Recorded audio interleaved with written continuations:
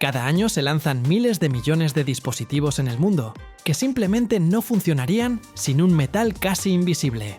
Pero, ¿y si te dijera que el futuro de los smartphones, los autos eléctricos y la energía verde depende de un material cuya extracción puede envenenar regiones enteras y que está controlado prácticamente por un solo país? ¿Por qué un elemento tan pequeño determina la potencia de un motor, la autonomía de un coche eléctrico e incluso la estabilidad de los mercados mundiales? Casi nadie habla del neodimio, pero se ha convertido en la base oculta de nuestra civilización moderna. En este video vamos a recorrer el camino desde el mineral sucio hasta los imanes superpotentes, y al final voy a revelar un dato que explica por qué este metal ya es un arma geopolítica.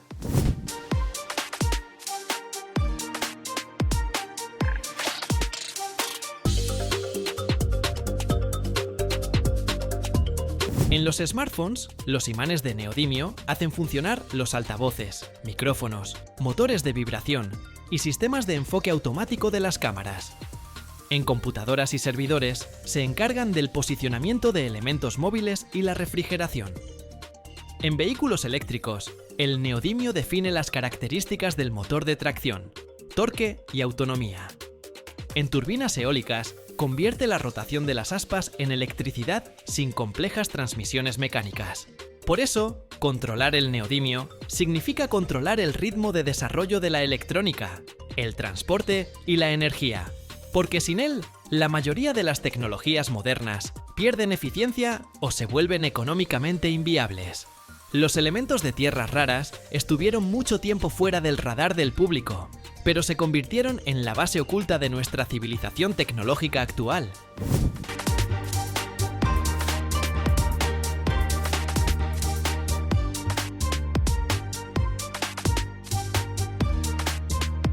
El neodimio, el disprosio y varias decenas de metales relacionados no llaman la atención, no brillan en las joyas y casi nunca se encuentran en estado puro.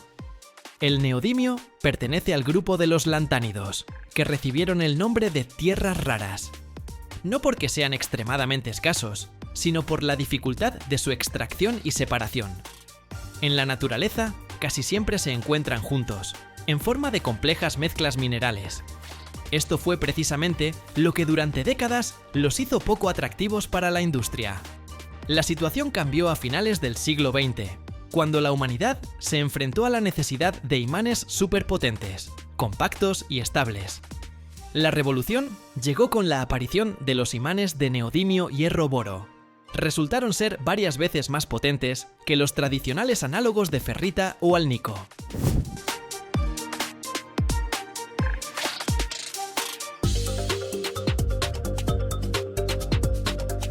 Un pequeño trozo de este imán es capaz de crear un campo magnético que antes requería construcciones mucho más grandes y pesadas. Gracias a esto, se hizo posible miniaturizar motores eléctricos, altavoces, discos duros, sistemas de estabilización y muchísimos otros componentes. En un smartphone moderno, los imanes de neodimio trabajan en varios puntos a la vez. En el motor de vibración, los altavoces, los micromotores de las cámaras. En los autos eléctricos, su papel es aún más crítico. Los motores de tracción con imanes permanentes garantizan alta eficiencia, menores pérdidas de energía y tamaños más compactos. Para que funcionen de forma estable a altas temperaturas, se les agrega disprosio o terbio. Estos elementos evitan que los imanes pierdan sus propiedades bajo carga, pero al mismo tiempo los hacen aún más estratégicos.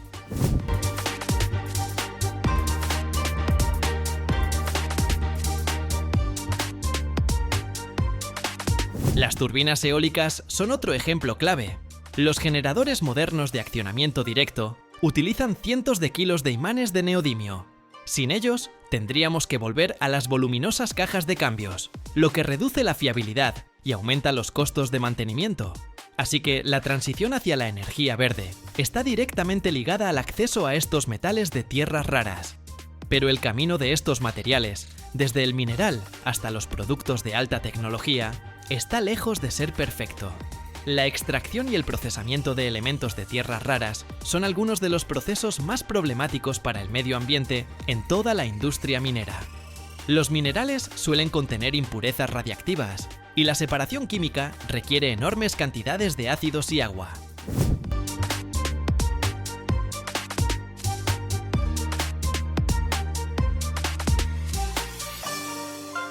Los residuos se acumulan en embalses de relaves, contaminando suelos y recursos hídricos. Por esta razón, muchos países en el pasado abandonaron su propia producción, básicamente tercerizándola. Este vacío lo llenó un solo estado: China. Desde los años 90, invirtió sistemáticamente en la extracción, procesamiento y refinación de tierras raras. La combinación de bajos estándares ambientales, apoyo estatal y estrategia a largo plazo permitió a China establecer un monopolio casi total del mercado mundial. Hoy en día, la mayoría de las instalaciones de procesamiento de materias primas de tierras raras están concentradas allí, incluso si el mineral se extrae en otros países. Este monopolio convirtió al neodimio y al disprosio en una herramienta geopolítica.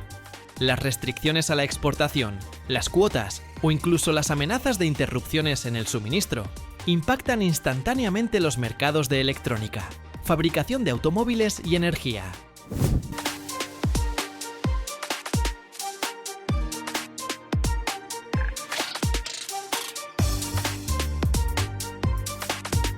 Los países que buscan independencia tecnológica se ven obligados a repensar viejas soluciones, invertir en reciclaje, reutilización y buscar alternativas. La producción de neodimio comienza mucho antes de que aparezcan imanes brillantes y componentes de alta tecnología. Todo parte del mineral, normalmente basnasita o monazita, minerales que contienen una mezcla de elementos de tierras raras estrechamente entrelazados. Después de la extracción, el mineral se tritura y muele hasta convertirse en un polvo fino que pasa por una etapa de concentración. Mediante flotación o separación magnética, se obtiene un concentrado de minerales de tierras raras. En esta fase, el neodimio aún no está separado. Esto es solo la preparación para la parte más compleja de todo el proceso.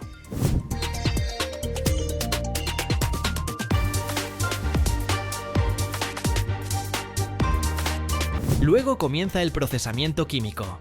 El concentrado se disuelve en ácidos, generalmente sulfúrico o clorhídrico, convirtiendo la roca sólida en una solución agresiva saturada de iones de elementos de tierras raras.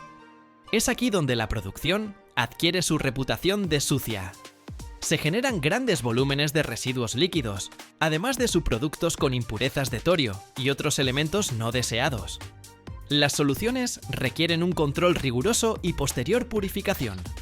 La etapa más importante y prolongada es la separación de los elementos de tierras raras entre sí. Químicamente son extremadamente similares, por lo que no se pueden simplemente filtrar. Para esto se utiliza la extracción con solventes. El líquido se pasa repetidamente a través de cascadas de reactores, donde diferentes elementos pasan por turnos de la fase acuosa a la orgánica y viceversa. Esto puede durar semanas. Como resultado, se obtienen fracciones separadas, donde el neodimio finalmente queda separado del praseodimio, el disprosio y otros vecinos.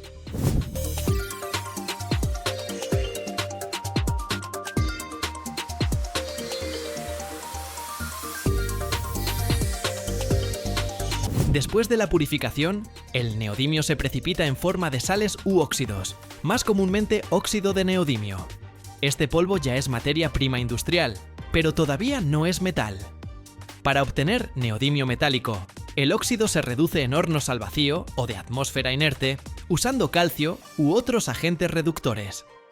El proceso ocurre a altas temperaturas y en condiciones donde el metal no tiene contacto con el oxígeno, porque si no, se oxidaría instantáneamente. El neodimio metálico terminado es un material plateado grisáceo, químicamente activo, que rara vez se usa por sí solo.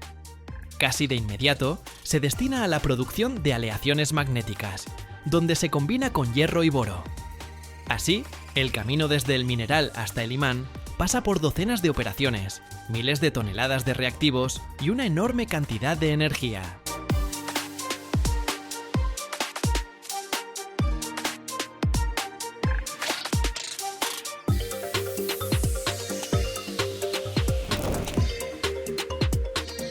Cada año existe en el mundo un metal tan escaso que se encuentra más frecuentemente en meteoritos que en la corteza terrestre. ¿Por qué un elemento del que casi nadie ha oído hablar cuesta más que el oro y define el futuro de la ecología, la aviación y la alta tecnología? ¿Cómo es posible que sin unos pocos gramos de iridio o rodio, los catalizadores modernos simplemente dejarían de funcionar y el vidrio ultrapuro sería imposible? Estos metales no se extraen. Literalmente se recuperan de los desechos de otras menas, arriesgándolo todo. Hoy verás el camino de los elementos más raros del planeta, desde el espacio hasta los hornos industriales. Y si llegas hasta el final, descubrirás por qué el impacto de un asteroide hace millones de años sigue influyendo en nuestra civilización.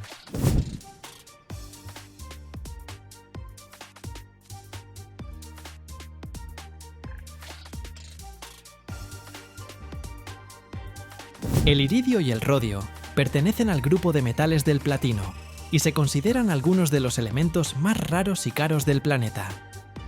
Su historia está estrechamente ligada al desarrollo de la química y la metalurgia de principios del siglo XIX, cuando los científicos comenzaron a investigar sistemáticamente las impurezas en los minerales de platino.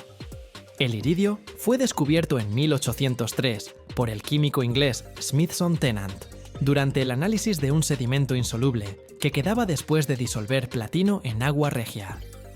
El metal recibió su nombre de la palabra latina iris, arco iris, debido a las sales de diversos colores que se formaban durante las reacciones. El rodio fue descubierto casi al mismo tiempo por William Wollaston, quien se fijó en el característico tono rosado de sus compuestos. Del griego rodón, que significa rosa, viene el nombre de este metal.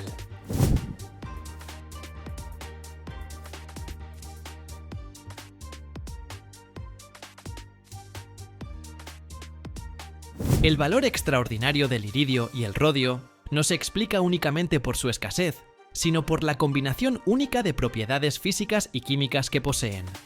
En la corteza terrestre, su contenido se mide en fracciones de microgramos por tonelada de roca, y la extracción industrial solo es posible como subproducto del procesamiento de minerales de platino o níquel. Esto significa que los volúmenes de producción están estrictamente limitados por la geología, no por la demanda del mercado. Cualquier aumento en el consumo es prácticamente imposible de compensar rápidamente incrementando la extracción, y eso es lo que hace que estos metales sean extraordinariamente costosos. El iridio es conocido como uno de los metales más resistentes a la corrosión que existen en la naturaleza.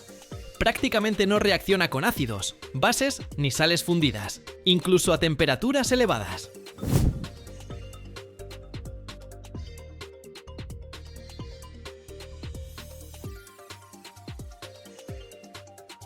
Su punto de fusión supera los 2400 grados Celsius y su resistencia mecánica se mantiene ahí donde la mayoría de los metales ya habrían perdido sus propiedades.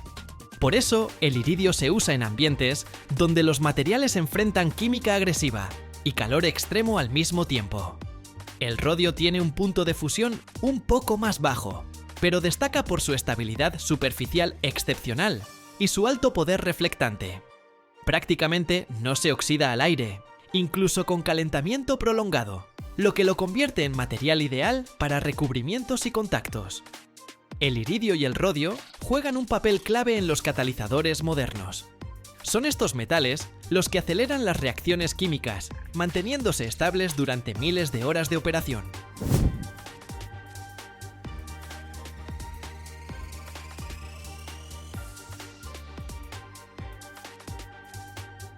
El rodio es un componente indispensable de los catalizadores automotrices de nueva generación, donde se encarga de reducir los óxidos de nitrógeno a nitrógeno molecular. Sin rodio, los sistemas modernos de limpieza de gases de escape serían mucho menos eficientes, y cumplir con las estrictas normas ambientales sería prácticamente imposible. El iridio, por su parte, se usa ampliamente en catalizadores electroquímicos, especialmente en instalaciones de electrólisis de agua, donde garantiza alta eficiencia y durabilidad de los ánodos incluso en ambientes altamente oxidantes. Hay otra aplicación de estos metales, menos conocida por el público general, pero extremadamente importante: la industria del vidrio.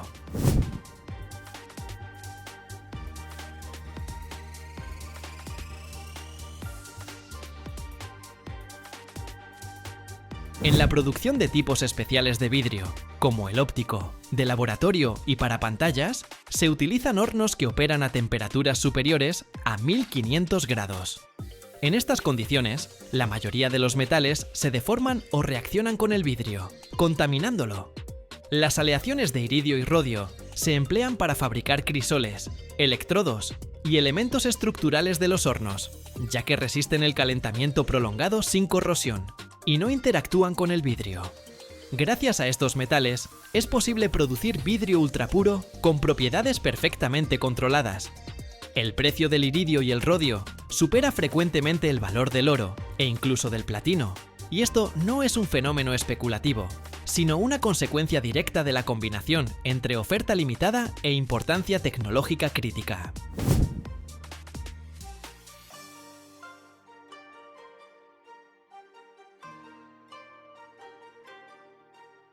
No son solo metales de inversión o símbolos de lujo. Son materiales sin los cuales la industria moderna, las tecnologías ecológicas, la química y la producción de alta temperatura se verían completamente diferentes. El iridio y el rodio siguen siendo una base invisible, pero fundamental, de muchos procesos que dan forma al mundo tecnológico del siglo XXI. El iridio no aparece como la mayoría de los metales comunes, y precisamente eso lo hace tan escaso y valioso. Su origen no comienza en minas industriales, sino mucho más profundo, en la formación misma de la Tierra. El iridio pertenece a los llamados elementos siderófilos, es decir, aquellos que aman el hierro. Durante la formación del planeta, la mayor parte del iridio, junto con el hierro, descendió hacia el núcleo terrestre. Por eso, en la corteza terrestre quedó extremadamente poco, en concentraciones que se miden en fracciones de microgramos por tonelada de roca.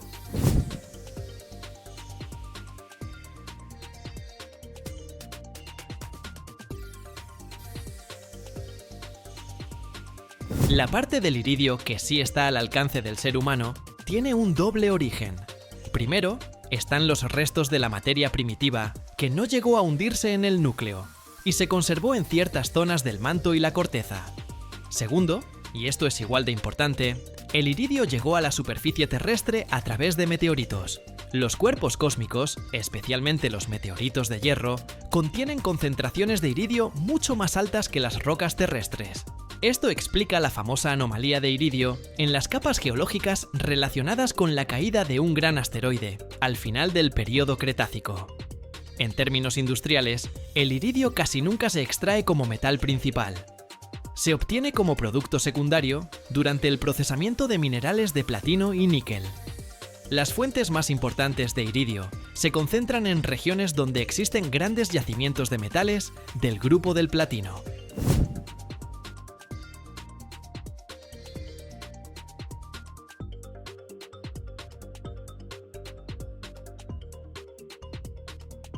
Principalmente de Sudáfrica, donde los yacimientos del complejo de Bushveld proveen la mayor parte de la producción mundial. Cantidades importantes también vienen de Rusia, especialmente del distrito industrial de Norilsk y en menor medida de Canadá y Estados Unidos. El proceso para obtener iridio es complejo y tiene múltiples etapas. Después de extraer el mineral, se enriquece para obtener un concentrado de metales del grupo del platino. Luego, este concentrado pasa por una serie de operaciones químicas donde se separan gradualmente el platino, el paladio, el rodio, el iridio y otros elementos.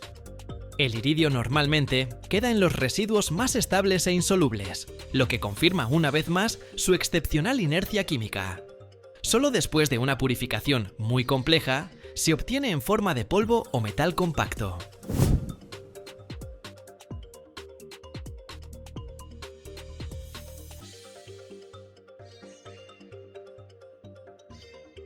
De esta manera, el iridio es un metal de origen cósmico, casi completamente oculto en las profundidades del planeta, y accesible al ser humano únicamente gracias a una rara combinación de procesos geológicos y tecnologías complejas. Por eso mismo, cada gramo de iridio es el resultado de un enorme recorrido. desde las entrañas de la Tierra y el cosmos hasta las producciones de alta tecnología del mundo moderno.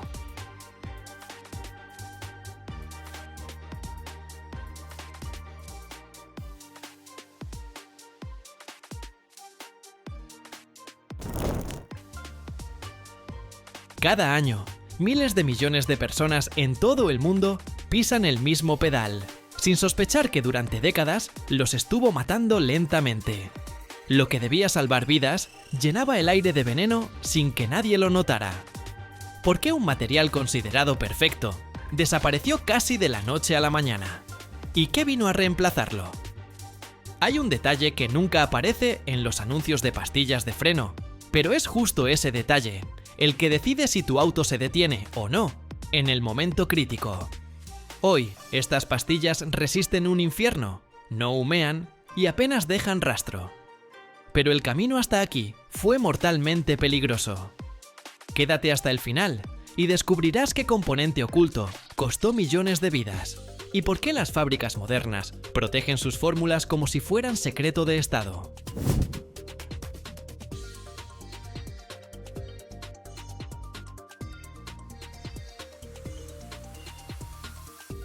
En los años 20, todas las pastillas contenían asbesto, fibras que resistían hasta 800 grados centígrados y no se desgastaban. Pero cada pisada del pedal liberaba al aire micrones de veneno que se alojaban en los pulmones de conductores y transeúntes.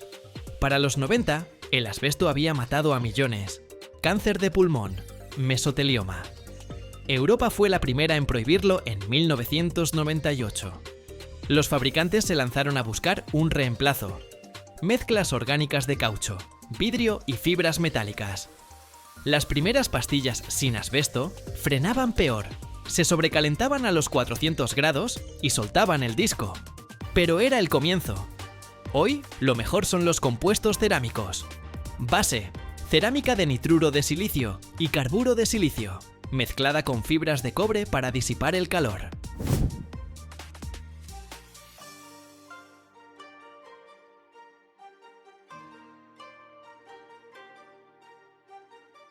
El material aguanta 650 grados sin deformarse, no rechina ni se deshace. La cerámica representa entre el 40 y el 50% de la masa, reforzada con fibras de acero para mayor resistencia. A 500 grados, las pastillas comunes humean, las cerámicas están frías como el hielo. En esta gran nave nace lo que puede salvarte la vida en la carretera. La producción de pastillas de freno cerámicas no es simplemente mezclar polvo con aceite. Es una ciencia exacta con presión, fuego y máquinas de alta precisión. Cada pastilla de 200 gramos debe soportar 600 grados infernales, sin desintegrarse ni soltar el disco. Vamos a desglosar el proceso paso a paso, desde la materia prima hasta el kit terminado.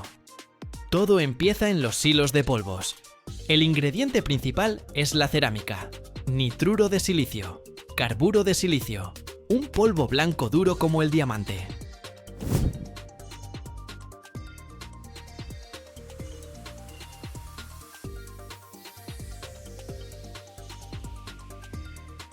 Agregan fibra de cobre para disipar el calor, hilos finos del grosor de un cabello, grafito para un agarre suave, vidrio reforzado para resistencia, sulfato de bario para estabilidad a altas temperaturas.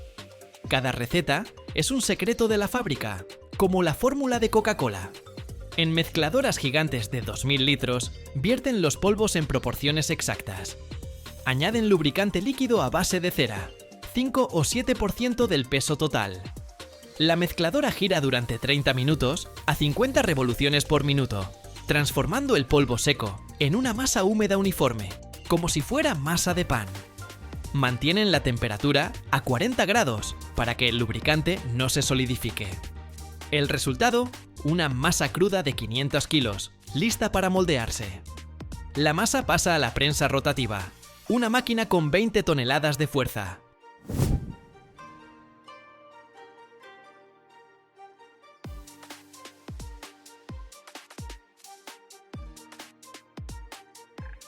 En un molde metálico de 150 x 60 x 15 milímetros se vierten 250 gramos de la mezcla.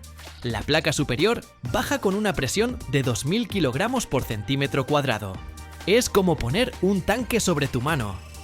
En 10 segundos, la masa se comprime en una pieza verde monolítica de 18 milímetros de espesor. La presión expulsa todo el aire, creando una densidad de 2,8 gramos por centímetro cúbico. La prensa trabaja en ciclos, 60 piezas por hora. Cada una sale perfectamente lisa, con una superficie de fricción en ángulo de 5 grados para mejor contacto con el disco. La pieza todavía es frágil, como queso, pero ya tiene la forma de la pastilla final. La etapa más importante, la sinterización. Las piezas verdes se colocan en bandejas de acero, 50 por bandeja, y se empujan hacia un horno tipo túnel de 30 metros de largo.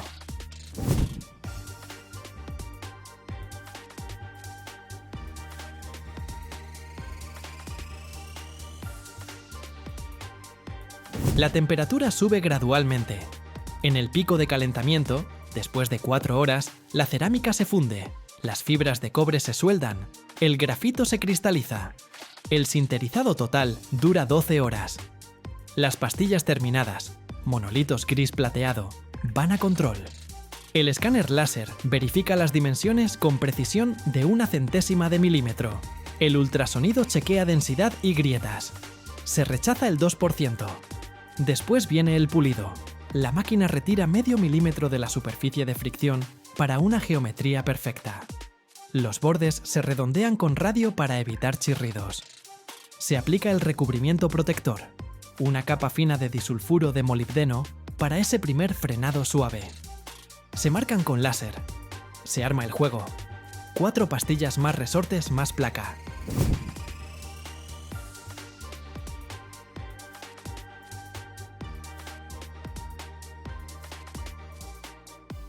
La prueba final es el banco de simulación. La pastilla se presiona contra un disco que gira a 2000 revoluciones por minuto durante 200 ciclos, aceleración y frenado brusco hasta 6000 grados. Se verifica el desgaste, los chirridos y el polvo. Las cerámicas pasan sin humo, las metálicas chirrían. Una pastilla terminada se desgasta después de 50.000 kilómetros, y esto es desgaste normal. Con conducción agresiva, se desgasta en 30.000 kilómetros. El mercado estadounidense opera con 131 empresas, cuyo número ha disminuido un 0,6% en los últimos años, debido a la automatización. La producción está vinculada a la industria automotriz. El aumento en las ventas de automóviles estimula la demanda, especialmente para el reemplazo de pastillas en camiones y vehículos de pasajeros. Tendencias clave: transición hacia materiales ecológicos sin cobre.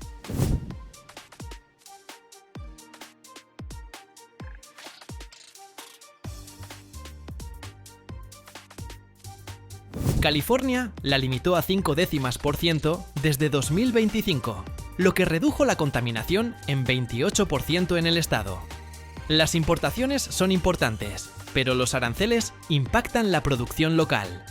Los líderes son el sur de Estados Unidos, específicamente Texas, Alabama, Tennessee, con plantas de Ford y GM. El mercado europeo de pastillas de freno muestra un crecimiento estable con una tasa promedio anual de 4,7% en el periodo hasta 2028.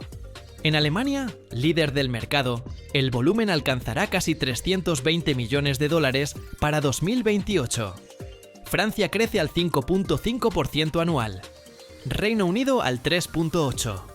Las pastillas metálicas siguen siendo populares y ocupan el 25% del mercado de la Unión Europea porque son baratas para camiones y Porsche.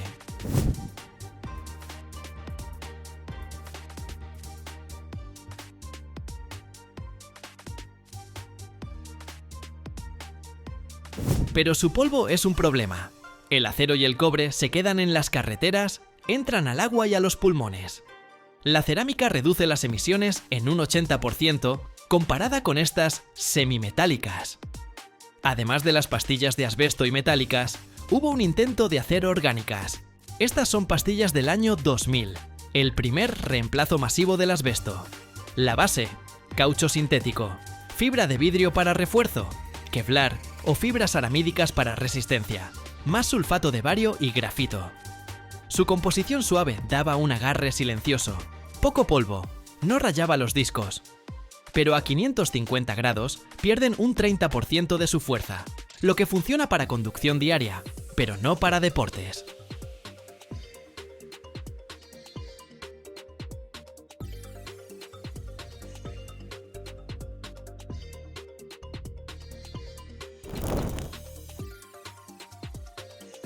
¿Y si te digo que cada litro de gasolina contiene restos de vida que habitó la Tierra hace millones de años y que sin ella, el mundo moderno simplemente se detendría? Cada año, la humanidad quema energía nacida de plantas prehistóricas, plancton y criaturas que desaparecieron mucho antes de que existiera el ser humano. Pero casi nadie sabe cómo esa mezcla negra y sucia, extraída desde kilómetros de profundidad, se transforma en un líquido transparente capaz de mover miles de millones de motores. Dentro de las refinerías ocurren procesos que parecen caos controlado, temperaturas de horno, presiones que destrozan el metal y moléculas que se rompen y se reconstruyen una y otra vez. Y si te quedas hasta el final, descubrirás qué etapa de la producción de gasolina realmente decide si tu auto arranca o no.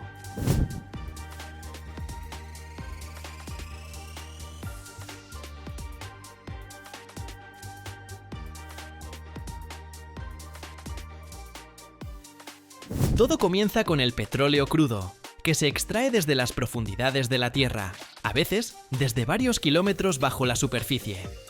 Este petróleo no es una sustancia uniforme, sino una mezcla compleja de miles de hidrocarburos diferentes que se formaron durante millones de años a partir de restos de organismos antiguos. Imagínate esto: dinosaurios, plantas prehistóricas y plancton se transformaron bajo presión y temperatura en lo que ahora mueve la civilización moderna. Un dato increíble, ¿verdad? Cuando se extrae el petróleo, su aspecto varía según el yacimiento. Puede ser casi negro y espeso como melaza, o puede ser más claro y fluido. En él se mezclan moléculas de diferentes tamaños, desde gases diminutos hasta componentes pesados enormes.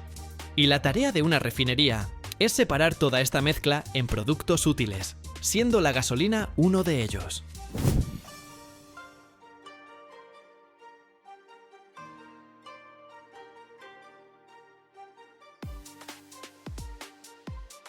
La primera y más importante etapa se llama destilación fraccionada. El petróleo se bombea hacia una enorme torre vertical que puede alcanzar la altura de un edificio de 15 pisos. Esta torre se llama columna de destilación y funciona con un principio simple. Diferentes sustancias hierven a diferentes temperaturas. Primero, el petróleo se calienta a una temperatura de aproximadamente 400 grados Celsius en un horno especial. A esa temperatura, la mayoría de los componentes del petróleo se convierten en vapor. Esta mezcla caliente de vapor se introduce en la parte inferior de la columna de destilación. Dentro de la torre hay decenas de bandejas horizontales, instaladas a diferentes alturas. Y aquí es donde comienza la verdadera magia de la separación.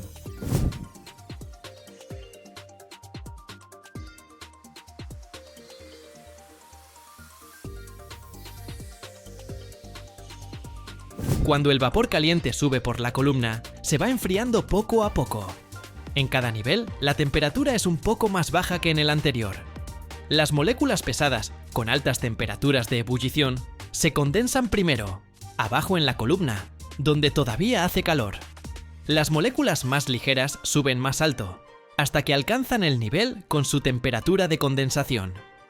Ahí se vuelven a convertir en líquido y se recogen en las bandejas correspondientes. Los gases más ligeros, como el propano y el butano, atraviesan toda la torre y salen por arriba a temperaturas de alrededor de 30 grados. Un poco más abajo, a temperaturas de entre 65 y 200 grados, se recoge la fracción de gasolina. Esas son las moléculas que nos interesan. Más abajo todavía, a temperaturas más bajas, se obtienen queroseno y diésel. Y en el fondo, queda el combustible pesado para barcos y la materia prima para el asfalto.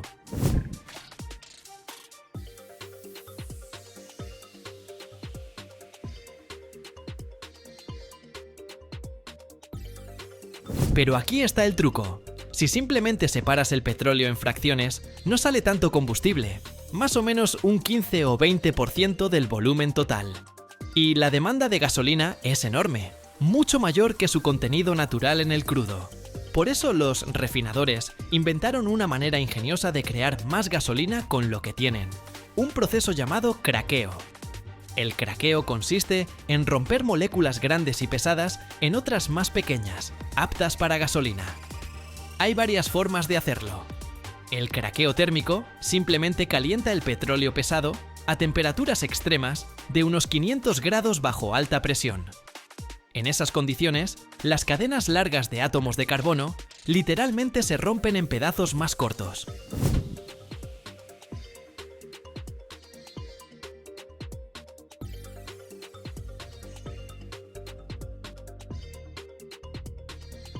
Un método aún más efectivo es el craqueo catalítico. Aquí se usan sustancias especiales llamadas catalizadores, normalmente aluminosilicatos, que aceleran las reacciones químicas sin necesidad de calentar a temperaturas tan locas.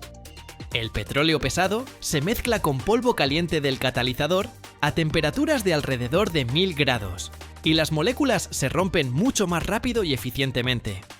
Después de la reacción, el catalizador se regenera y se usa una y otra vez.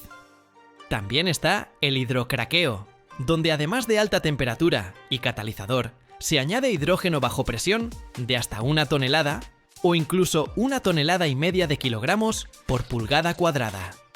El hidrógeno ayuda a limpiar las moléculas, eliminando azufre y nitrógeno, que pueden ser dañinos. Este proceso da la gasolina más limpia y de mejor calidad.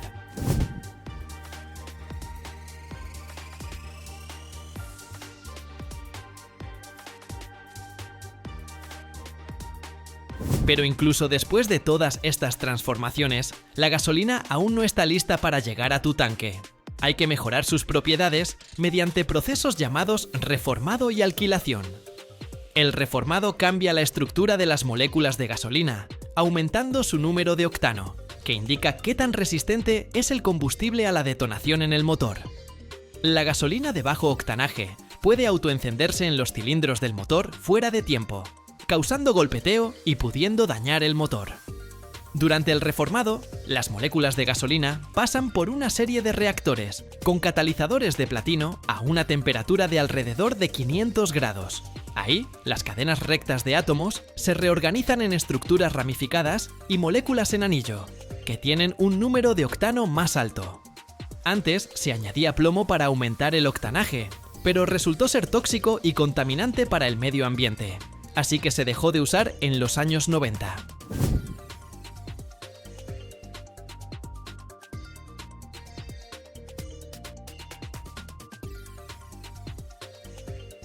La alquilación es el proceso de unir moléculas pequeñas para crear otras más grandes, pero perfectas para la gasolina. Se toman gases ligeros que se formaron durante el craqueo y se combinan con ácidos fuertes para crear moléculas del tamaño ideal, con un alto octanaje. Es un proceso costoso, pero produce componentes de gasolina premium. Después de todas estas transformaciones, las diferentes corrientes de gasolina se mezclan en proporciones exactas para obtener el producto final con las características deseadas. A la mezcla se le añade un montón de aditivos, sustancias que mejoran distintas propiedades. Los detergentes limpian el motor de depósitos. Los antioxidantes evitan que la gasolina se deteriore durante el almacenamiento. Los inhibidores de corrosión protegen el sistema de combustible del óxido y se agregan colorantes para poder distinguir visualmente los diferentes tipos de gasolina.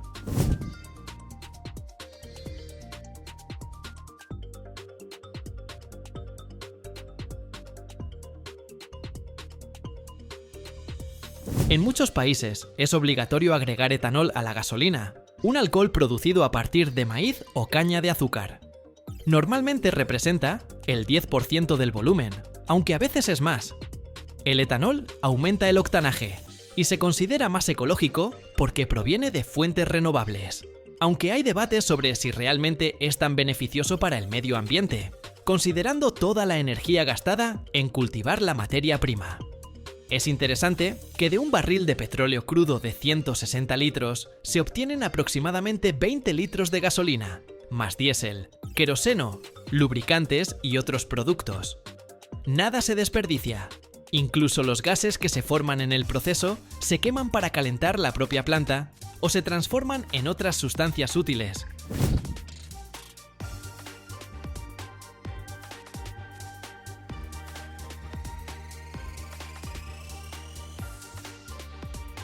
Una refinería moderna es una ciudad de tuberías, torres, reactores y tanques que puede ocupar varios kilómetros cuadrados.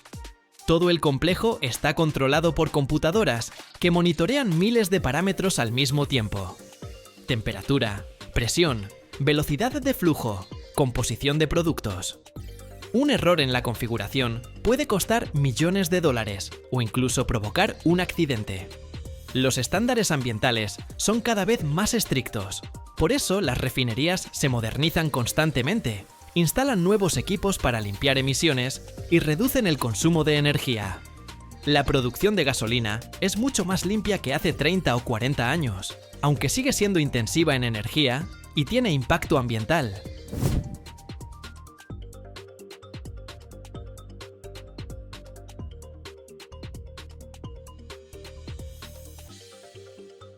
Todo este complejo sistema existe para que tú puedas simplemente llegar a una gasolinera, meter la pistola en el tanque y llenar en un par de minutos.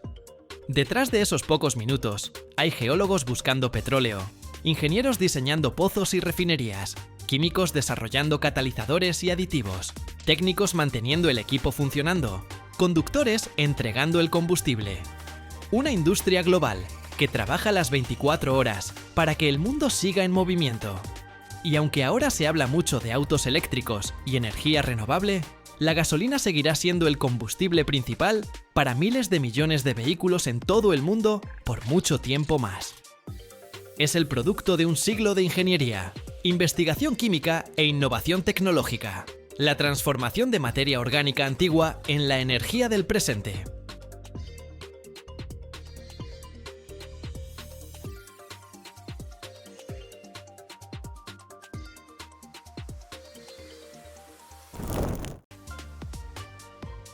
Cada año en el mundo, la humanidad extrae más de 300.000 toneladas de estaño, un metal que cambió la historia tanto como la llegada de la electricidad o Internet.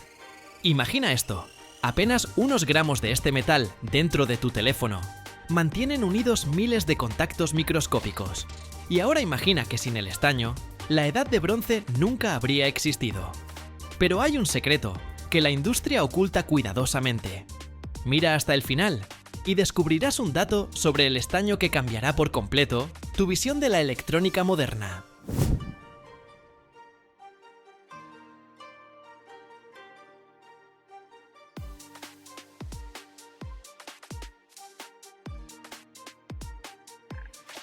El estaño no es solo la nueva moda. Es un metal con una historia profundísima que abarca miles de años. Su descubrimiento fue una verdadera revolución que cambió para siempre el rumbo de la civilización humana, dando inicio a la llamada Edad de Bronce. Imagínense esto: los antiguos maestros aprendieron a extraer cobre y hacer herramientas con él.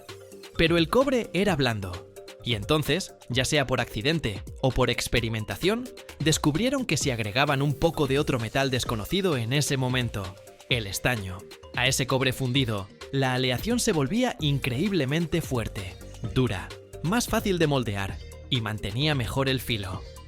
Ese metal era el estaño. La aleación de cobre con estaño recibió el nombre de bronce. Espadas de bronce, escudos, herramientas, adornos. Todo esto de repente estuvo disponible, dándole a las civilizaciones antiguas una enorme ventaja. Fue un verdadero salto tecnológico que transformó las guerras, la agricultura y el arte.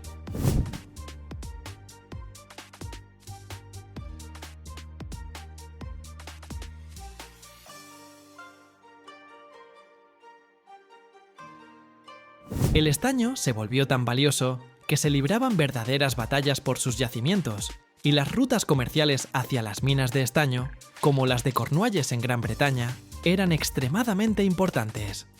Con el paso de los siglos, el estaño siguió siendo valioso. Se usaba como recubrimiento para otros metales, para protegerlos de la corrosión. por ejemplo, la hojalata, una lámina delgada de acero cubierta con estaño, con la que se hacían latas de conserva. También para fabricar soldaduras blandas que unían metales. Y además, en la producción de espejos e incluso para crear tubos de órgano y monedas. Pero su verdadero renacimiento llegó en el siglo XX, con la aparición de la electrónica. Más del 50% de todo el consumo mundial de estaño corresponde precisamente a esta industria.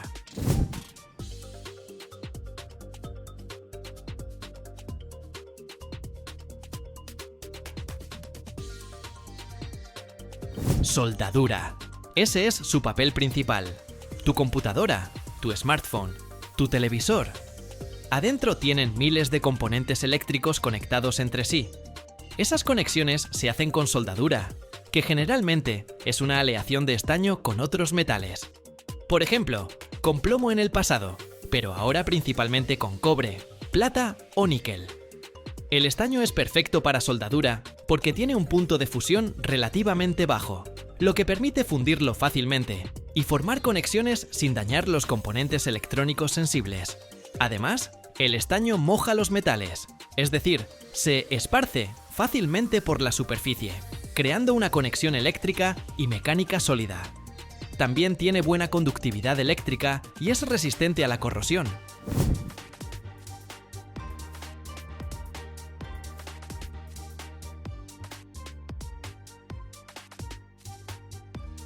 La electrónica moderna utiliza las llamadas soldaduras sin plomo, lo cual es un gran avance para la ecología. El estaño en estas aleaciones es el componente principal. Sin conexiones de soldadura confiables, toda la compleja arquitectura de los microchips simplemente se desmoronaría, y tu dispositivo se convertiría en un montón de partes inútiles. El estaño se usa para recubrir otros metales, especialmente el cobre, en las placas de circuito impreso. Esto protege las pistas de cobre de la oxidación y facilita el proceso de soldadura. También se utiliza para recubrir los conectores, lo que mejora su conductividad eléctrica y resistencia a la corrosión. El estaño no es un elemento muy abundante en la corteza terrestre. Su mineral principal es la casiterita, es decir, óxido de estaño. Es un mineral bastante denso que a menudo se encuentra en depósitos aluviales, lo que significa que puede extraerse de sedimentos fluviales o antiguas costas marinas.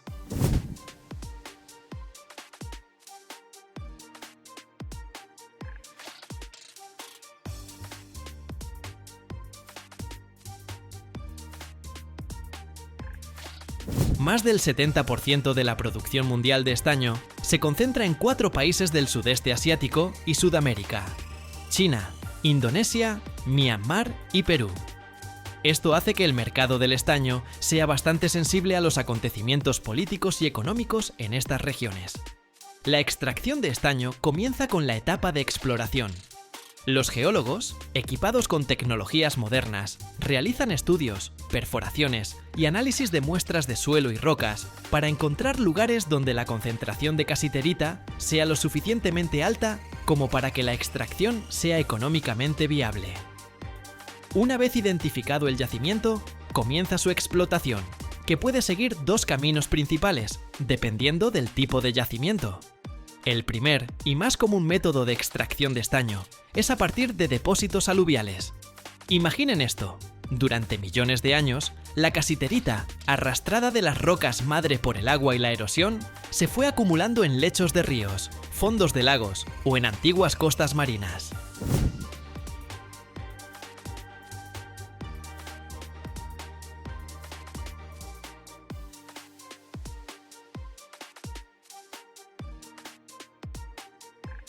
Se depositaba como arena en forma de yacimientos aluviales. La extracción de estos depósitos suele ser menos complicada que en las minas subterráneas. Aquí se usan dragas gigantes, fábricas flotantes que succionan toneladas de tierra y grava del fondo de lagos y ríos. O se aplican monitores hidráulicos, chorros de agua a alta presión que deshacen el suelo de las orillas de los ríos o laderas que contienen casiterita. La masa disgregada pasa luego a un proceso de concentración inicial, donde por métodos gravimétricos, aprovechando la diferencia de densidad, la casiterita se separa de la roca más liviana. Es como el lavado industrial de oro, pero a escala gigantesca. La segunda forma es la extracción de yacimientos primarios, donde la casiterita está en rocas duras. Ahí funcionan las minas subterráneas tradicionales, igual que para otros metales.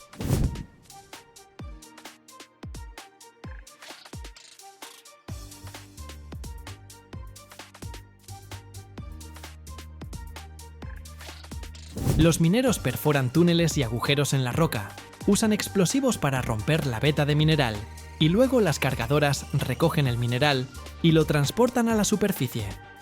Este es un tipo de extracción más costosa y compleja, que requiere equipos potentes y el cumplimiento de estrictos protocolos de seguridad. Después de la extracción, el mineral, sin importar su origen, llega a la planta de procesamiento. Aquí primero se tritura y se muele hasta convertirlo en un polvo muy fino en molinos, para liberar los cristales de casiterita de la roca circundante. Luego se aplican diferentes métodos de concentración. El primer método es la separación por gravedad. Como la casiterita es un mineral bastante denso, se separa de los minerales más ligeros con ayuda de agua. Esto puede hacerse en máquinas de jigging, mesas de concentración o separadores en espiral.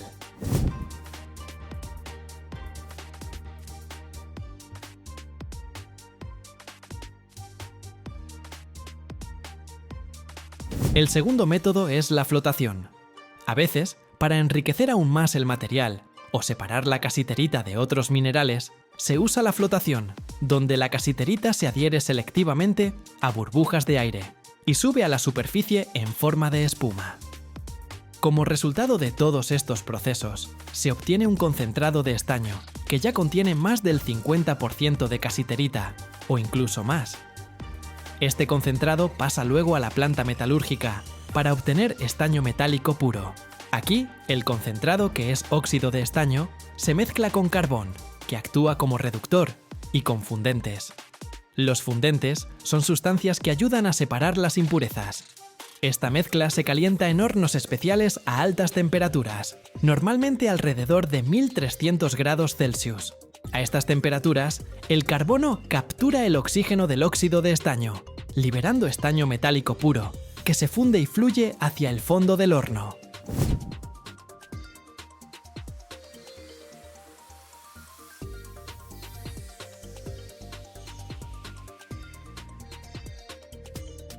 El estaño fundido en bruto, que se obtiene todavía, contiene impurezas de otros metales. Por eso pasa por otra etapa muy importante, el refinado. Puede ser una purificación térmica, cuando se calienta el plomo a ciertas temperaturas, para que los otros metales se separen o suban a la superficie. O más comúnmente, el refinado electrolítico, que permite alcanzar una pureza muy alta del estaño. Alta pureza significa casi el 100% en este caso, ¿se imaginan? Esto es absolutamente crítico, especialmente para la industria electrónica, donde hasta las impurezas más mínimas pueden afectar la conductividad eléctrica y la confiabilidad de los componentes.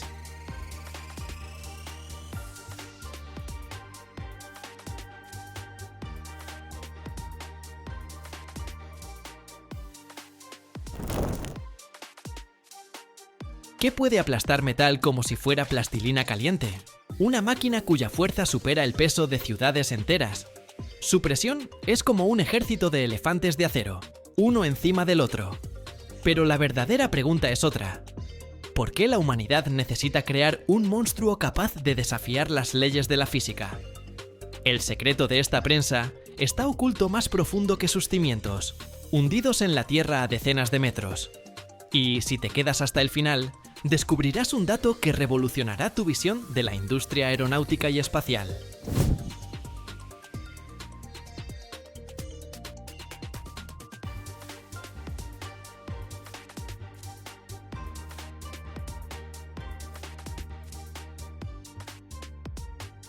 ¿Cuánto es eso de 80.000 toneladas? Para que os hagáis una idea, es el equivalente al peso de 80.000 coches comprimidos en un solo punto, o la presión que crearía todo un ejército de elefantes gigantes apilados unos sobre otros. Este coloso de metal, instalado en 2013, es la prensa de forja más potente del mundo, superando todos los logros anteriores. Es un auténtico gigante que alcanza la altura de un edificio de 10 pisos. Su base está cimentada profundamente en el suelo, mientras que su parte superior se eleva hacia el cielo como un rascacielos industrial. Parece una máquina sacada de una película de ciencia ficción, pero es totalmente real y realiza su increíble trabajo cada día. Esta prensa está diseñada para estampar piezas extraordinariamente grandes y complejas que son críticas para las industrias aeronáutica, espacial y energética. Pueden ser enormes paneles para cuerpos de cohetes, elementos masivos de alas o fuselajes de aviones, componentes de turbinas para centrales eléctricas o incluso equipamiento para reactores.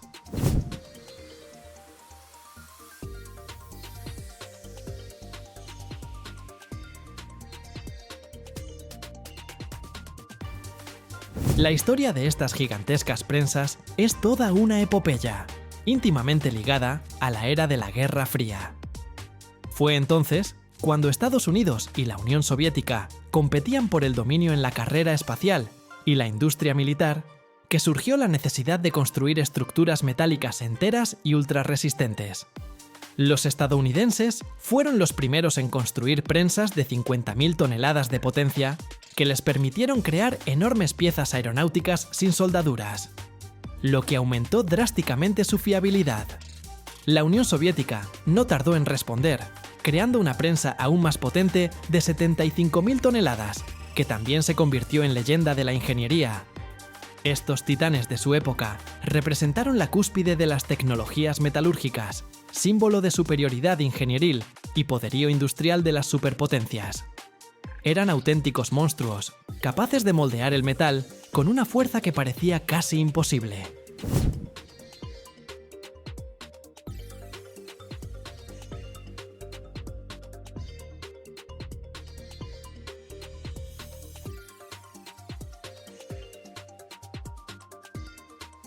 Pero la prensa china moderna pulverizó todos esos récords, superando incluso al gigante soviético. Es capaz de triturar metal con una fuerza literalmente sobrehumana. Bajo esta prensa, las piezas metálicas al rojo vivo, cuya masa puede alcanzar cientos de toneladas, como si docenas de camiones se comprimieran en un solo trozo de metal. Se aplastan como si fueran plastilina blanda. El metal, calentado hasta brillar en rojo o amarillo, se somete a una presión increíble. No solo se deforma, fluye bajo esta fuerza colosal, lenta pero implacablemente, adquiriendo la forma deseada, previamente diseñada. Esto no es fundición, es forja. Un proceso que fortalece la estructura del metal, volviéndolo más denso y resistente que cualquier pieza fundida. Precisamente esta capacidad, fabricar piezas forjadas de una sola pieza y de dimensiones colosales, es la principal ventaja y característica definitoria de estas prensas. Imagínate, puedes obtener una viga enorme para el ala de un avión o un elemento del casco de un reactor sin una sola soldadura.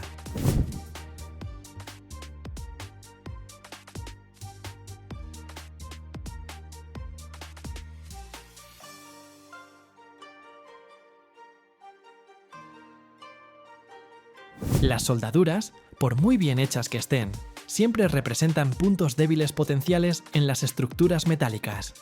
Pueden convertirse en focos de tensión, grietas o corrosión. En componentes críticos, donde el precio del error puede ser catastrófico, por ejemplo, en un avión a 10.000 metros de altura o en un cohete espacial, la ausencia de soldaduras no es solo deseable, es absolutamente imprescindible. Las piezas forjadas de una sola pieza, formadas bajo esa presión descomunal, poseen una resistencia incomparable, estructura homogénea y máxima fiabilidad. Son la base para construir aviones supersónicos, cohetes superpotentes, naves espaciales y reactores nucleares seguros. Para instalar una prensa de semejante potencia, no bastaba con construir unos simples cimientos. Hacía falta un auténtico iceberg subterráneo. La estructura principal de la prensa se hunde profundamente en la tierra, porque las fuerzas colosales que actúan durante el forjado generan vibraciones increíbles que hay que absorber. Es como construir los cimientos de un rascacielos, pero al revés, sumergiéndose en las entrañas de la tierra decenas de metros.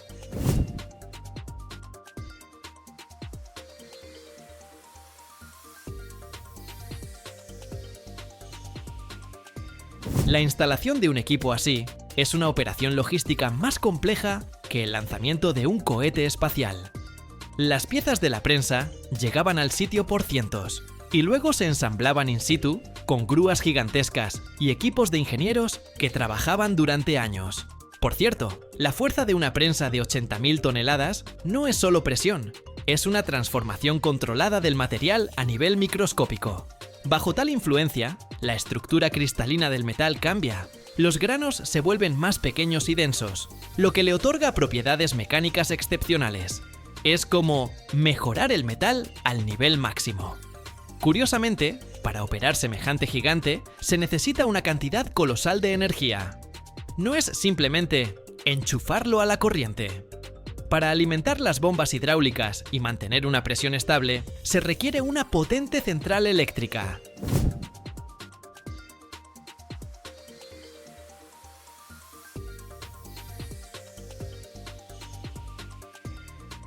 Los sistemas de refrigeración, que disipan el calor del fluido hidráulico, son igualmente cruciales, ya que con semejantes cargas, el aceite puede calentarse considerablemente. Es un auténtico ecosistema de ingeniería, donde cada elemento resulta crítico para el funcionamiento de todo el conjunto. Como ya se mencionó, en lugar de soldar numerosas láminas metálicas pequeñas, la prensa puede crear gran parte del fuselaje a partir de una sola pieza de metal. Esto hace que la estructura sea más ligera, resistente y duradera ante la fatiga. Aunque la prensa no estampa álabes pequeños de turbina, sí puede formar grandes componentes de carcasa para motores turborreactores, capaces de soportar altas presiones y temperaturas.